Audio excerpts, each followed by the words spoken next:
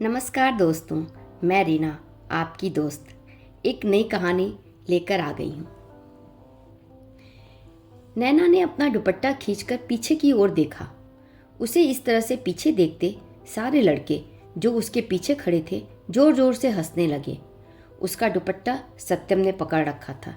नैना गुस्से में सत्यम के हाथ से अपना दुपट्टा खींची और वहाँ से चली गई। नैना का कॉलेज में पहला साल था। वो पढ़ाई में बहुत होशियार थी, लेकिन वो बहुत सादगी से रहती थी और कम ही बात करती थी। उसके दोस्त भी कम थे। वो अपने काम से काम रखती थी। उसकी वजह थी वो एक पारंपरिक और रूढ़िवादी परिवार से ताल्लुक़ रखती थी। उसके पापा बहुत अनुशासन प्रिय और कठोर व्यवहार के व्यक्ति थे, जिसकी वजह से नैना ज़्यादातर भारतीय पारंपरिक वेशभूषा में ही रहती थी। इसी की वजह से सब उसे चिढ़ाते थे, लेकिन सत्यम उसमें से नहीं था। वो नैना को पसंद करता था और उसके पहनावे से भी उसको कोई दिक्कत नहीं थी। नैना भी सत्यम से बात करती थी। उससे बात करके नैना को लगता था कि सत्यम सबसे अलग है, वह एक अच्छा लड़का है। लेकिन आज जो कुछ भी नैना के साथ हुआ, उससे वो बहुत आहत हो गई। उसकी आंखों से आंसू बहने लगे। वो अब घर पहुंची तो सीधे अपने कमरे में चली गई और किसी से बात भी नहीं की। माँ ने जब खाने के लिए नैना को बुलाया तो नैना ने मना कर दिया। बोली, मेरी तबीयत ठीक नहीं है, मैं अभी खाना नहीं खाऊंगी। आज उसे बहुत रोना आ रहा था। अब नैना कॉलेज तो जाती थी, लेकिन किसी से ज़्यादा बात नहीं करती थी। धीरे धीरे समय बीतने लगा। कॉलेज ख़त्म हो गया। सब अपने अपने मंजिल की ओर आगे बढ़ गए। नैना भी अब अपने घर के पास ही एक स्कूल में पढ़ाने लगी। ऐसा नहीं था कि उसको आगे की पढ़ाई नहीं करनी थी या बड़े शहर में उसे नौकरी नहीं करनी थी, लेकिन उसके पापा ऐसा नहीं चाहते थे कि वो किसी दूसरे शहर में जाए। कुछ वक्त के बाद उसके शादी के लिए रिश्ते आने लगे। एक दिन जब नैना घर पहुंची तो अपने घर में सत्यम और उसके मम्मी पापा को देखकर चौंक गई। हैरान होकर नैना अपनी माँ से बोली, ये क्यों आए हैं? तो उसकी माँ ने बताया कि ये तुम्हारे लिए रिश्ता लेकर आए हैं। हम लोगों को लड़का बहुत पसंद है, बहुत सभ्य और अच्छा परिवार है। इनका अपना बहुत बड़ा बिजनेस है। ये लड़का भी उसी में अपने पापा का हाथ बटाता है। ये सुनकर नैना ने अपनी माँ से बोला, मैं जानती हूँ इस लड़के को, मेरे साथ ही कॉलेज में पढ़ता था। तब तो बहुत अच्छा है, उसके पापा ने पीछे से बोला। अब तो तुम इसे जानती भी हो। इतना अच्छा रिश्ता आया है, मैं तो इसे स्वीकार करता हूँ। अब मुझे इस बारे में कोई बात नहीं करना है। नैना अपने पापा से डरती थी। वो कुछ कह नहीं पाई और अंदर जाकर रोने लगी। कुछ दिन बाद शादी का एक अच्छा सा मुहूर्त देखकर सत्यम और नैना की शादी हो जाती है। शादी करके नैना सत्यम के घर आ जाती है, लेकिन नैना का रवैया सत्यम के प्रति नहीं बदलता है। नैना सत्यम से बात नहीं करती है। घर में ज़्यादा काम न होने की वजह से वापस नैना अपने स्कूल में पढ़ाने लग जाती है। सत्यम ये सोचकर कुछ नहीं कहता कि थोड़े समय में सब ठीक हो जाएगा और वो अपने बिजनेस में व्यस्त हो जाता है। एक दिन नैना सत्यम से बोलती है कि मेरी शादी तुमसे ज़बरदस्ती ही करवाई गई है। मैं इस रिश्ते के लिए तैयार नहीं हूँ, इसलिए मुझे आगे की पढ़ाई के लिए विदेश जाना है। मैंने अपना पेपर वगैरह बनवा लिया है।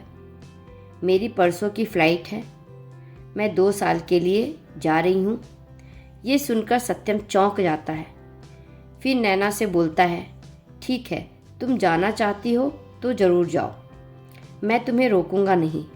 लेकिन एक बात कहना चाहता हूँ, मेरे मम्मी पापा तुम्हें बहुत प्यार करते हैं, इसलिए तुम ऐसा मत जताना कि तुम मुझे छोड़कर जा रही हो, बल्कि उनको ये बोलना कि तुम पढ़ाई करने जा रही हो और पढ़ाई ख़त्म होने के बाद तुम वापस आ जाओगी। नैना सत्यम की ये बात मान लेती है और वो बहुत खुश है कि वो यहाँ से जा रही है। वहीं सत्यम बिल्कुल टूट जाता है। उसे इसकी उम्मीद बिल्कुल नहीं थी। उसे लगा था कि नैना को मैं कभी न कभी सब बता दूंगा, कि मैं उसे कितना प्यार करता हूँ, पर ऐसा नहीं हो पाया। अगली सुबह सत्यम ही अपने मम्मी पापा को बताता है कि नैना आगे की पढ़ाई के लिए विदेश जाना चाह रही है। ये सुनकर उसके मम्मी पापा निराश हो जाते हैं, क्योंकि नैना के आने से उनके घर में बहुत रौनक आ गई थी, लेकिन उन्होंने कुछ नहीं कहा। आज नैना के जाने का दिन आ गया। सत्यम नैना को एयरपोर्ट छोड़ने जाता है। दोनों रास्ते में कोई बात नहीं करते हैं। हालांकि सत्यम बहुत कुछ कहना चाहता है। एयरपोर्ट पहुंचकर सत्यम ने नैना से बस ये कहा कि जब भी तुम मुझे याद करोगी मैं तुम्हारे पास आ जाऊंगा। फिर नैना चली जाती है और सत्यम भी अपने कामों में व्यस्त हो जाता है। वहाँ पहुंचकर नैना अपनी पढ़ाई में व्यस्त हो जाती है। धीरे धीरे नैना को यहाँ आए 6 महीने हो गए।